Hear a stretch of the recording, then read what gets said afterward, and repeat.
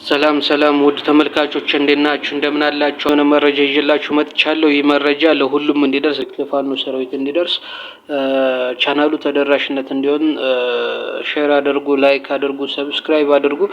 ይህ መረጃ ምንድነው?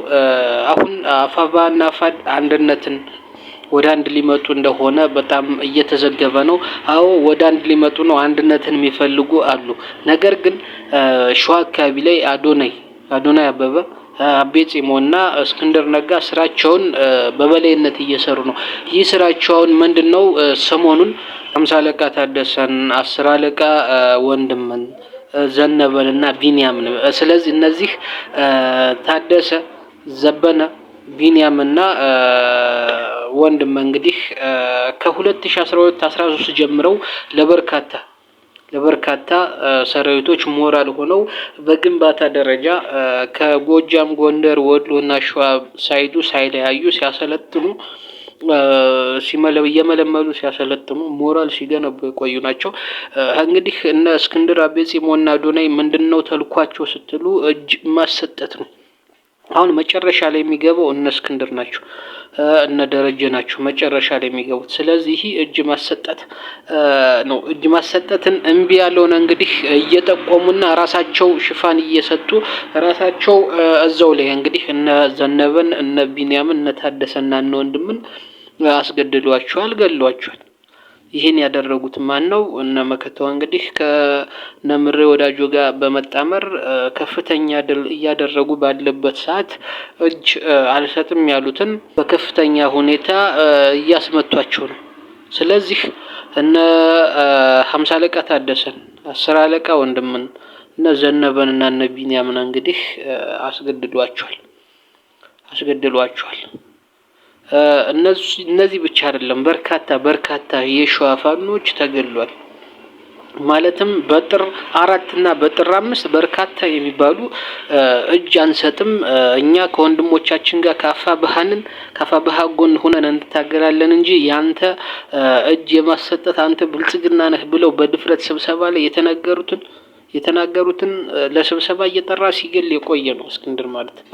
አሁን መጨረሻው ሰዓት ስለደረሰ ጎጃም ላይ አለኝ የሚለው የሌለውን ማስረሻ ሰጤ እንግዲህ ምንም ሰራዊት የለውም ሳይኖረው እንደ እዝ አድርጎ እንግዲህ ማስረሻ ሰጤ እንዲሰጥ አደረገ። ወሎ ላይ በብዛት የለውም፣ በብዛት ሰራዊቱ ከርቶት እንግዲህ ወደ እነ ምሬ ወዳጁ ተመቀላቀሉ ይታወቃል።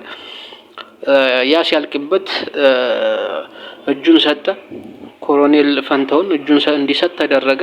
አሁን ኔክስት ላይ መጨረሻ የሚሰጡት ማን ናቸው ብያቸዋለሁ። አንድ ላይ ደረጀ መከተው ምናልባት እንግዲህ አስተሳሰቡን አሁን ያለበትን አቋሙን ከቀየረ ምናልባት አሁን አፋብኃና አፋድ ለአንድነት እየሄዱ ነው። ይህን አንድነት በጥንቃቄና በሚገባ ተፈትሾ መሆን አለበት። እንግዲህ እነሱ አንድ ለመነጋገር ብለው በድሮን ለማስጨረስ እስካልሆነ ምናልባት ለተንኮል ካልሆነ ግን አሁን መከተው ያለበትን ፈልጓል። አንድነትን ፈልገው እንግዲህ መስዋዕት እየከፈሉ ነው፣ እየታገሉ ነው።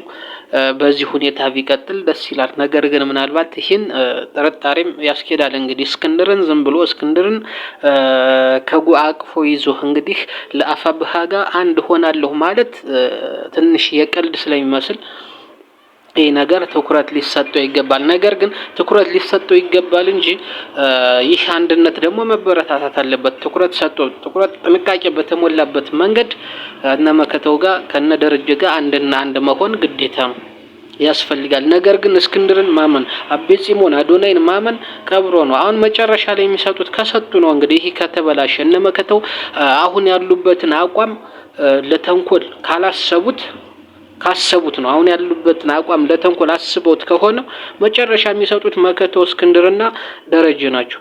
ነገር ግን አሁን ያሉበትን ደረጃ